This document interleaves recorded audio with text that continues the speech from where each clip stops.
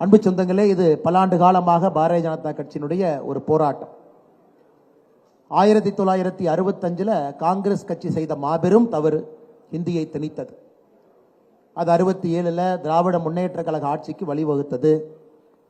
அன்றிலிருந்து 1965 ஆரம்பித்த ஹிந்தி திணிப்பு 2020 மே 31 வரை நம்முடைய பாரத நாட்டில் தொடர்ந்து இருந்துச்சு.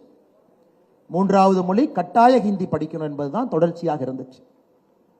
அந்த 31 மே மாதம் 2020 அப்பிருந்து நம்ம புதிய கல்விக் கொள்கை எப்பொழுது தேசிய கல்விக் கொள்கையாக வெளியே வந்துச்சோ அன்றிலிருந்து நாம் பார்த்து கொண்டிருக்கின்றோம். 3வது மொழி என்பது கட்டாய ஹிந்தி கிடையாது, ஒரு விருப்ப மொழியாக, ஒரு இந்திய மொழியாக எடுத்து படிக்க வேண்டும் என்று பாரத பிரதமர் நரேந்திர மோடி ஐயா கொண்டு வந்திருக்கிறாங்க. இது இந்திய அரசியல்ல, கல்வித்துறையில ஒரு மாபெரும் புரட்சி. இது மாபெரும் புரட்சி.